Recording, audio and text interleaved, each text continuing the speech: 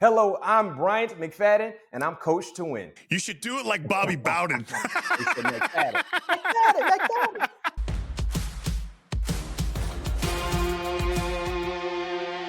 Go get me some knowledge. We both got our Super Bowl trophies behind us. The win would go to you based on the fact that you played in 3 and won 2, and I only played in 2. I don't count the one that I lost, though. I hate it. Oh, really? Because I feel... I was going to ask you, you played in 3, you won 2. Can you explain the contrast between the two, winning and then losing? What goes on when you lose? Devastating.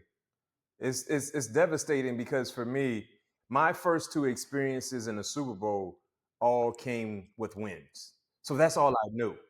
So then when I get to the third one, I'm thinking about the same feelings, just the gratitude of being there and then getting punched in the stomach. It was like, wow, I don't want to go through this. It'd be one thing, Christian, if my first one, I lost. That's all you knew was losing it. And then you win. But when you won multiples, and then the third one, you're thinking, yeah, we're going to win again, and you lost. No, that's the feeling that you don't want to repeat. 7 years in Seattle, only 1 playoff appearance that we lost. Dan Marino's last year. My first year in New England, nothing after they won the Super Bowl. And then my second year in New England, we won. I never thought I was ever going to make it. And I used to be so jealous of some of my friends who were on good teams, played for the Steelers, played for Denver. And I remember going, man, it's never going to happen. You tell me, it's got to be one of the coolest experiences you can ever imagine. No question. I mean, just getting to the game is a very, very cool experience because the thing I say about the Super Bowl, even if you're a casual football fan or you really don't watch football at all, that is the one game you're going to watch, or that's the one game you're going to be involved in terms of being at Super Bowl parties or whatever the case may be. You're going to be associated with the game to some degree because it's the biggest game in our country. It's the biggest event. When you think about all the monumental sporting events like the Masters and things like that, nothing trumps the Super Bowl here. Yeah, do you have a childhood Super Bowl memory that you remember? Mine was the Steelers. That was in LA. I was still rooting for the Steelers. No, it was in Pasadena. That was in Pasadena. Yeah. The Rose Bowl. Yeah. I was the only guy in California, at least in my neighborhood, rooting for the Steelers instead of the hometown team. And I still remember to this day. What about you? My favorite Super Bowl memory as a kid, because I love football since I was knee high, right? That was always my thing. So my favorite team growing up was the Giants because I was a Lawrence Taylor fan. Like, I was a big-time Lawrence Taylor fan. So my most fondest memory is when Scott Norwood, I'm sorry, Buffalo Bills fans, when he missed that field goal in Super Bowl 1990 when Whitney Houston sung the national anthem. Of course, there's a lot of things going on throughout our country, and that kind of gave an outlet for a lot of adults because there was so much going on in terms of, stress and so many responsibilities with individuals that were serving our country. And then, of course, my Giants made it to the Super Bowl, played against the Buffalo Bills. Oh, by the way, that was team Buffalo had was loaded. And then that missed field goal changed the dynamics of 2 organizations still to this day. Because if Buffalo makes that field goal, Christian, they might have won 4 straight. When I think about the Buffalo Bills, I always think of the Denver Broncos, especially John Elway, all those years going. And when John Elway and the Denver Broncos went, they got their asses kicked. The Super Bowl nowadays are usually pretty close. 1 possession, 2 possession. It's the game is in doubt all the way up to the 4th quarter. But back the 80s, early 90s, most of the Super Bowls were blowouts, and Denver was just getting their ass kicked all the time. Most of those blowouts was coming from the hands of San Francisco. They were putting up 50-plus easy in Super Bowl games. I mean, they to your point, Denver got blown out by San Francisco. San Francisco blew out the Chargers. They was a team that just was very, very dominant in Super Bowl appearances.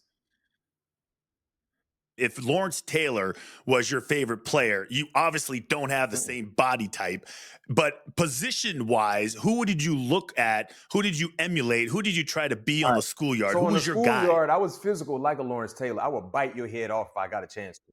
Yeah, I didn't have a linebacker or D-lineman body, but in terms of tackling, I would try to bite your head off, just like 56 did when he was playing for the Giants. But as I got older and I started to really refine my skills and, of course, figure out my position, which I gravitated to secondary play, Charles Woodson was my guy in high school. When Charles Woodson was at Michigan, I was in high school. Everything I saw him do on Saturdays, I try to replicate during the week of getting ready for Friday night games. So Charles Woodson was my guy. He wore number 2. I wore number 8 because number 8 was just my number that I started wearing as a freshman in high school, and I stuck with it.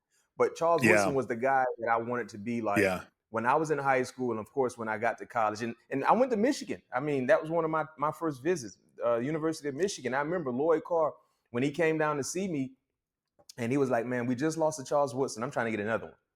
And he was like, man, if you want to wear number 2, you can wear number 2. And in my mind, I'm like, well, someone already has number 2. I think it was Cato June. He was just selling me a bunch of dreams. Man, we can give you number 2, whatever the case was.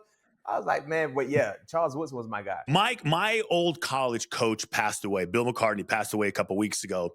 And we did this whole look back with a bunch of guys that I played with, Michael Westbrook, Cordell Stewart, just a bunch of dudes from that 90 team.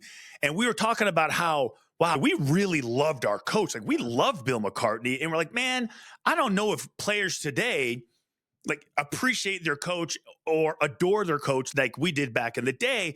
And we were trying to name coaches, older coaches, that had that effect on their players. And one of the guys that we brought up was Bobby Bowden, a guy that had been there forever, a guy also who passed away about 3 years ago, who recruited you and brought you to Florida State. Could you explain your relationship with him and what made him special to you? Bobby was a living legend. Christian, let me tell you how iconic Bobby was. So when word got out down in Hollywood, Florida, that Bobby was making a home visit to my house, it got out throughout our school. The faculty, the staff, the teachers, guardians, individuals, they all heard about it. And they were like such big fans of Bobby. They were like, B-Mac, is it possible for you to get Bobby to sign this item, that item, this item? That's funny. And, you know, I'm a young kid. I'm like, okay, I don't know how to say no. I'm like, oh, okay, sure. So literally, before Bobby got to my house, we had different items on a table set up. So I was extremely shy. I was afraid because I'm like, he's coming in for a home visit. I don't know if he want to sign these items. So in comes Bobby Bowden with Coach John Lilly, who accompanied him. And, he had his little penny loafers, his little suit jacket. And I said, Coach, I'm sorry, but please forgive me. But before we get into our visit, a lot of people love you at my school. They would love for you to sign some items. And it could have been about 20 to 30 items, Christian. It was loaded, right? And all I heard Coach Biden, because he always referred to me as McFadden. McFadden. I love McFadden, right? So he said, McFadden, no problem. What color marker do you have? And I'm like, oh, wow, he's okay with signing. So literally, he signed all these items. It was like 20 minutes. He just signed it. And we sat down, and he just kind of talked about, to my parents, about faith. That was one of the first things he was emphasizing. Not ball, but faith, and his ability to help guide young men to become adults when they leave. Family, a competitive atmosphere. And he was going to hold you accountable. If you weren't going to do your schoolwork, you weren't going to play. Because he always felt, if I can't trust you in the classroom, why should I trust you in the football field? It's the same thing. These are things you have to do. So he was just an iconic individual, man, a living legend. And his ability to resonate to teenagers, being that he was much older, was super impressive because I'm like, he doesn't understand our lifestyle, what we're going through. But lo and behold, he was able to relate to everything that we thought about, everything that we were going to go through. And he made sure that, the guardians or the prospects that he recruited, the parents, they were comfortable knowing that we're going to send our child off to a guy who was going to make sure he was going to be a father figure, but most importantly, hold him accountable. How much of who you are is because of him? Coach Bowden, Mickey Andrews was my defensive coordinator. Those two individuals are two different. What was special about Mickey Andrews? You're spending more time with him, I'm assuming, just like all of us. The head coach recruits you hard, is involved. Then you show up on campus, you never really talk to him again, especially if you're some young rookie freshman. Andrews being your defensive coordinator, what was that? What was that relationship like? Coach Andrews instilled the mental toughness that we needed to have, not just to be great football players and a great team, but to be able to be successful in life. One thing he used to tell us all the time, Christian, you can't live soft and fight hard. It ain't gonna happen. It ain't gonna happen. You cannot live soft and fight hard. You gotta live hard and fight harder in terms of what you're trying to achieve in whatever it is you're involved in. And for Coach Andrews, he wanted us mentally to believe we can do what most people say we couldn't do. See, that's the thing. He programmed us from top to bottom. He started with our mentals first, and then if he can get a hold of the mental aspect, he knew the body would follow. So he used to tell us all the time, you know, if I missed a tackle, B-Mac, why did you miss the tackle? I come up with an excuse. He's no, that's BS. You missed the tackle because you didn't want to tackle him. Because if you wanted to get him down, guess what? You would have gotten him down. And at times it really didn't make sense to me. But then as I got older, I'm like, yeah, he's right. You only do things that you want to do. If you want to get him down, you're going to get him down by any means necessary. If you don't want to get beat deep, you will not get beat deep. He only caught the ball because you let him catch it. That was his mindset. That was his logic. And he used to tell us all the time, Christian, as a defenders, if we had an offense get a turnover and the opposing offense, they're in the red area, they will only score if you let them. Don't let them score. Simple as that. And oftentimes we didn't let them score. And it's so funny how mentally, when you exercise that mindset, you can be dominant. You can be dominant. So for Coach Andrews, it's just that toughness. The mental toughness that transitioned into physical toughness is who he was. And when you go back and during your time in college, when you look at some of the defenders who he coached, some of the defensive teams who he coached, they were a splitting image of who he was as a coach. That's probably the biggest form of gratitude if you're a coach, watching your players emulate everything that you're saying. If you get a good coach and they're telling you the right things, I feel like some kids, they just have a hard time accepting that it may not work. So they're afraid to even try it. Is there any tricks that you could share how to convince a kid that it's okay to fight hard and work hard and live outside their shell? For Andrews, if you didn't want to believe in what he was telling you, there's always room on the bench. That's funny. Okay, I get it. Simple as that. That's what he was saying. You're gonna believe me. You're gonna believe me, or your ass is sitting on the bench. Yeah, I believe. He felt like there was going to be someone that was going to understand and make that a reality in which he was asking of you. And if you didn't want to do it, guess what? There's plenty of room on the bench. I'll find somebody. I can always find somebody. You know, and he used to always say this as well, Christian. Give me a player that I'd rather say whoa than sick him. I'd rather have to tell you, whoa, slow him down a little bit until you go get him. No, I shouldn't have to tell you that. It's so true. And I tell you what, how lucky are you? How lucky are you? And I say this because you go from Bobby Bowden to Bill Cowher.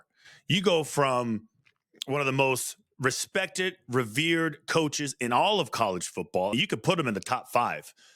And then you go to Cowher, who I'm assuming just kind of really was coaching you exactly how you wanted to be coached. I say this time and time again when I have football discussions about my football life. Coach-wise, I was in football heaven. To your point, Bobby was my head coach at Florida State. Yeah. The great Mickey Andrews was my defensive coordinator at Florida State. I get drafted to a Hall of Famer in Bill Cowher, and my defensive coordinator was a Hall of Famer in Dick LeBeau. And then when Bill Cowher leaves, in comes this new hot personality in Mike Tomlin, who has evolved to be one of the more consistent coaches ever in the game. And while he was there, I was still being coached by the great Dick LeBeau. Like, if I didn't learn something from those individuals, I cheated myself. Yeah. That's why I feel like if I actually wanted to coach, I would be a much better coach than a player because of all the knowledge I was able to soak in on the field, off the field, just hearing the conversations, hearing the coaching techniques, the coaching sayings that also didn't just resonate to football, but they also resonated to life. You know what I mean? So when you talk about Coach Cowher, Coach Cowher had that toughness that I was used to. You know what I mean? When he took that chin out and he was mad and he was talking to you and spit coming everywhere, I was used to that because Coach Cowher was a tough coach. He coached us tough, especially the young players, because he wanted us to come in with the mindset when we were drafted high that you need to humble yourself down and start back from the ground up and watch how the veterans were doing certain things. Watch them Yeah. in the So weight room, in film study. Watch those guys. So who were you watching? When I first got to Pittsburgh, you talk about great after great after great. Yeah. Okay, so of course, Yeah. Troy was a guy who I watched. Joey Porter was a guy who I watched. James Ferry was a guy who I watched. Deshae Townsend, Chris Hope, Ike Taylor. I mean, we had P.C. Hampton. We had goats after goats after goat. Jerome Bettis. Just watch how he was just the ultimate leader. Hines Ward, just his work ethic. Like we had Alan Faniger. So listen, my 05 rookie season, that team, of course, we won the Super Bowl. First and foremost, Christian, I don't think they get talked about enough in terms of the greatness that was associated with that team. Let's go with the Hall of Famers, right? Now, you played on a few championship teams as well. I highly doubt you played with the amount of Hall of Famers that I played with. This is 05. So this is not a team like in the 80s, the 70s, or the 90s. We're talking about 05, which is not that far long ago. Hall of Famers: Jerome Bettis, Alan Faniger, Troy Polamalu, Bill Cowher, Mr. Rooney, Russ Grimm, Dick LeBeau, and you know who's going to be a first ballot? Ben. So right now, Ben's going to be one also. That's seven. Yeah. That's 7 Hall of Famers that I'm thinking of right now that are already in the Hall based from that 05 team. And you might as well throw in Big Ben whenever his time is up. You know he's going to get in the Hall. He'll be a first ballot. James Harrison at some point in time going to get in. So we're talking about anywhere north of 8 Hall of Famers that was a part of that 05 team. Think about that. I remember those teams. When Troy was a rookie, I remember going up there to Pittsburgh to play you guys. I think it was like we had a long winning streak. And I see this rookie out there, and I'm not even paying him no mind. We had a couple combo blocks to the first force player. Right? Sure as hell, it ended up being number 43. Like a rocket.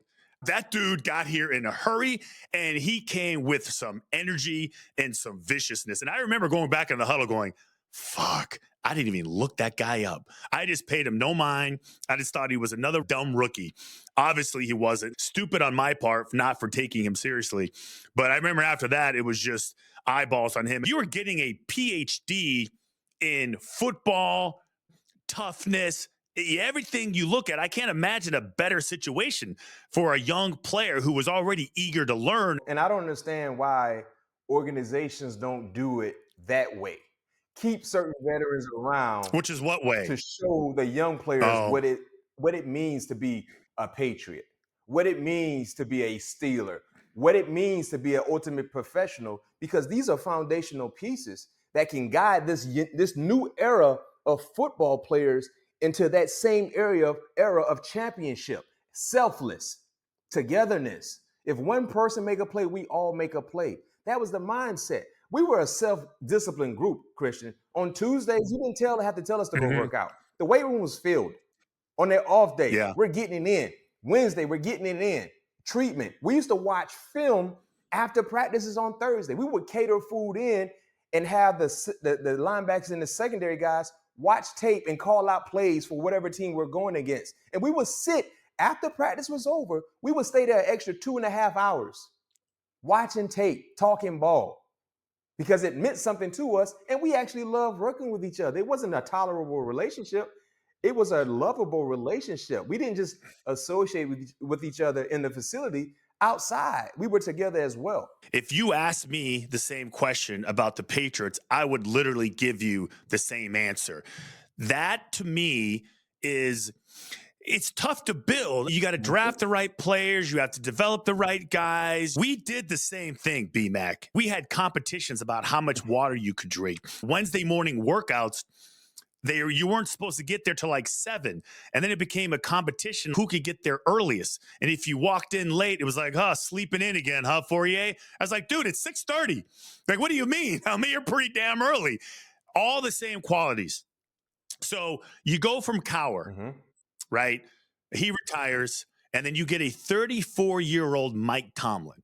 What's the first thing he does when he takes over this veteran team that's already won a Super Bowl? And I'm assuming he just doesn't want to mess it up. Or does he put his own He spin put on it? his own spin on it, but what he did, which was something a lot of the vets didn't like, he tried to figure us out by working us extra hard, right? And I remember his first training camp, Christian, we had 20 straight days of two-a-days. 20 straight days. Yeah, Back when they were back when they were two-a-days. real Yeah. two-a-days, when we were thumping. You know what I mean? Yeah. And he said he did that because he was trying to figure out this team. You know, seeing the guys that would complain about working hard, seeing the guys that wouldn't give their best effort, play in and play out, and see the guys that can stand it, can take it. But what he didn't realize was we were a full year removed from winning a championship, and the majority of the guys that were part of that championship in 05 was still there when you look at the leadership. So we were a self-disciplined group, like I said, but he wasn't aware of that. And then shortly after he kind of got acclimated to this team and the personnel, of course, we made it back to the Super Bowl. So that was the first thing that we kind of, because when we lost in the playoffs in his first year in 07, honestly, we were our gas tank was empty. We were like, thank goodness the season over. Because we ran out of gas. You know, we didn't have anything left. Cooked. But then when he finally figured out the mindset of the guys, you know, we made it right back to a championship. You played from 05 to 11, and you played in an era where I would say some of the best quarterbacking in the history of the league. And I'll just throw out the obvious names. And you add some if I forget. It's just the Mannings, the Bradys, the Brees. Am I forgetting anybody? The Rivers, Phillip Rivers. You know, he was held. You talked about Drew Brees. Drew Brees was nice. Kurt Warner too. Hasselback with Seattle. Jake the Snake Plummer with Denver had a few nice runs as well. It was a different brand of football, the quarterback position. And especially when you talk about the first two guys you mentioned, Tom Brady and Peyton Manning. I mean, there's no easy way out when you're going against those two guys. I know what a week is like preparing for Manning. The whole week was all designated about who could mimic him the best. And we had a guy, Damon Heward, who was our backup quarterback, and he got a game ball one year after we won the AFC Championship because he did such a good job for the defense, doing the whole signals, doing that, changing the play. It was crucial to our ability to beat him. How stressful was that week leading up to Brady or Manning Very game? Stressful. I think our scout team quarterback for Peyton, especially my 05 year, was Tommy Maddox. You know, experienced player, very pocket savvy. And it was stressful for Peyton because he called his own plays, basically, made his own audibles. So when you thought you had a nod on him, he kind of made his adjustments soundly. The same can be said for Tom Brady. The issue with Tom Brady was, and we talked about this, me and you didn't know what game plan you were going to get from the Patriots. Because one week the Patriots might come out in a 5-wide set for the first 2 or 3 drives. And then the next week, they might not even show 5-wide at any point in that time in a ball game. So there are so many. One week, they might come out in heavy 12 personnel. There's 2 tight ends, 2 wide receivers, 1 back, right? And then the next week, they might come out not running 12 at all. So that's the thing about the Patriots. They did a great job in just showing you one thing one week and never showing it for another 5 or 6 weeks. Well, you didn't know exactly what type of game plan they would utilize against your defense. So it's almost a wait and see approach. And then we try to make adjustments on the fly, like, okay, this is where they want to come out in. Because it makes you cram in so much in film study because you don't know what you might see. Do you have a holy crap, I'm in the NFL moment? Yes. Rookie year. It was kind of cold outside. It was probably early November. We were playing against Jacksonville. And there was an injury that surfaced. It's 2005.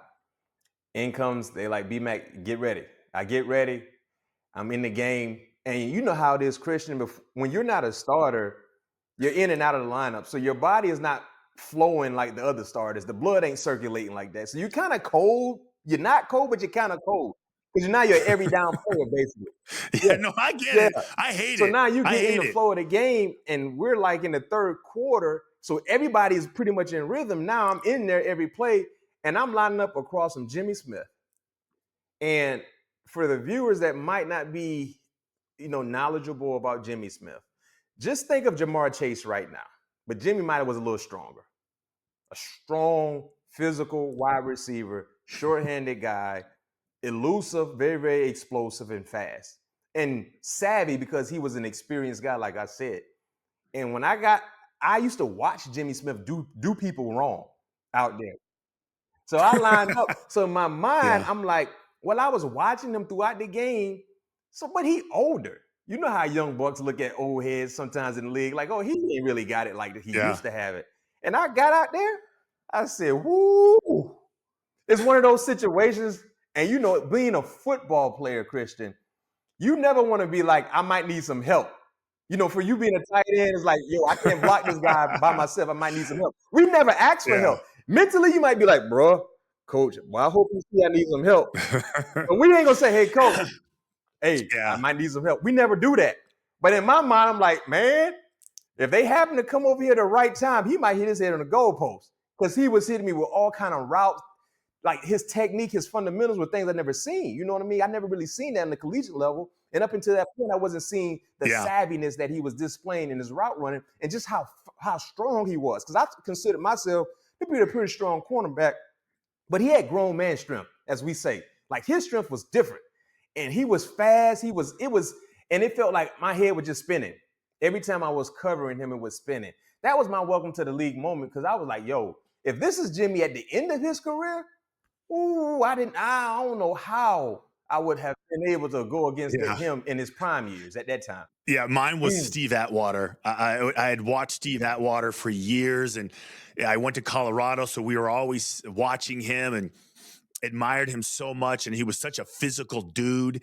And I caught a pass, and I'm not even kidding you. This is exactly what I was thinking. I caught a pass, a little sticker out, turned up. Sure enough, there's number 27. And in my head, I said, oh, my God, that's Steve Atwater. Steve Atwater's trying to tackle me. In a way, I was like, oh, my God, this is so cool. It was such a surreal moment. Do you think that the biggest adjustment from college to pro is ultimately, if you only had to pick one thing, was just the overall speed of it? I'll say more so than speed, I'll say the knowledge of the quarterbacks and the offensive coordinators. Just how instinctive they were and the cerebral element they provided. Because, you know, when you play college ball, there are a lot of things you could prepare for just in film study because you're only going to see a certain amount of formations and plays. But when you get to the National Football League, you know, splits were a great indicator for me in college, what I was going to get from a wide receiver, you know, in terms of an out route, in route. You know, in the NFL, they can line up wide and still run an out route. You know what I mean? They can line up wide and still run a comeback because quarterbacks are more accurate in the league compared to college football. So that was the bigger adjustment. The speed was one thing, but just the knowledge and the instincts that we saw from quarterbacks and their ability to identify certain things and just the play callers and how they would attack was something that you had to really, you know, get accustomed to. And it was going to take time because you didn't really see that a lot on Saturday football. Sometimes it doesn't go well and things just don't work out. Injuries, coaching changes, circumstances, who knows what can go on. Can you share a moment with me where things were tough and didn't go well and you had to overcome it? What is one of the most challenging moments of your pro career? Being drafted in the second round in my first 4 games I was inactive, that was hard because I didn't know there was an inactive list. And I'm a second round, I'm not dressed, and I thought I was going to get cut because I wasn't dressed. But I didn't realize. Wait, were you hurt or were you just I was just trying to figure things out. They said it felt like I wasn't ready. That was very, very tough. But I'll go back further. My freshman year at Florida State, I came out, high school was number 1 player in my position, 5-star, could have gone anywhere. I go to Florida State because of Bobby Bowden, because of Mickey Andrews. And instantly, you know, I'm a 5-star, so I'm like, I'm going to play. I'm going to play. But when I get to Florida State, Christian, I found out I had a fractured vertebrae that I played with my senior year in high school, and I didn't know what it was. And I used to always, when I ran track my senior year, my back will always lock up after the event. I just thought I was having back spasms. But long story short, my vertebrae was fractured. It was disjointed. The bone was basically off. And I was just holding on by a thread, luckily. So when I get to Florida State, you know, doing the proper medical assessments and MRIs, they found out my vertebrae was fractured. So now I go from knowing that I was going to play to trying to be a contributor, to try to find a way to earn significant playing time, to now not only not playing, but I can't even run. Like I couldn't jog because they didn't want anything that I did that was intense to really totally snap my whole vertebrae off, and now I can't even walk. So I had to endure that for a full year. When I went to practice, I had to stand. I couldn't even get on the bike. I couldn't jog with the other injured players, just a slight trot. I couldn't do any of that. My day-to-day routine was walking softly and basically being very, very fragile and mindful of anything that I do could take away not only my career, but me having a normal sense of life. When you did heal up and the season is over, what was your mindset that offseason before your I got to second year? expedite this process to show them that I'm worthy of playing. I tried to go fast with everything because I never that was my first time never not playing in my life in anything. So that was a rude awakening for me. But then also too at Florida State, just like Colorado, when you were there, they're bringing in some of the best in America year in and year out. So I didn't even play. So when I finally got cleared to go, they hadn't really seen me do anything my freshman year because I was injured. So now I'm trying to expedite the process of them seeing, oh yeah, McFadden can go. Oh yeah, McFadden should be in this lineup. But then I also put more pressure on myself because I wanted to be perfect. And we know that wasn't going to be the case. So mentally, I went through a lot because I went from not being able to play the game that I love. I went from now concerned about my well-being in terms of normalcy. Then I went from, can I ever get back to being the guy that I was? And I fought through that. So adversity, they say it all the time, it builds character. It does. Because either you're going to bow your back and fight like a champion, or you're going to curl up in a hole and cry while everybody else walk around you. You got to make it's a choice. You know, you have the choice to make. I love that. People don't hear these stories enough. I think kids need to hear from great players, successful players, that it was hard for them as well, that it was tough, that they had crazy circumstances, they had to overcome certain things. And because the give up factor, I think, is higher than it normally is without the instant gratification based on where kids are right now. So I'm glad you told that story because I feel like everyone's got one. I can't name a guy where everything went right every single step of the way. Like it just doesn't happen. You know, you're going to have to overcome something and build some sort of resiliency up, which I think is literally one of the better assets to have.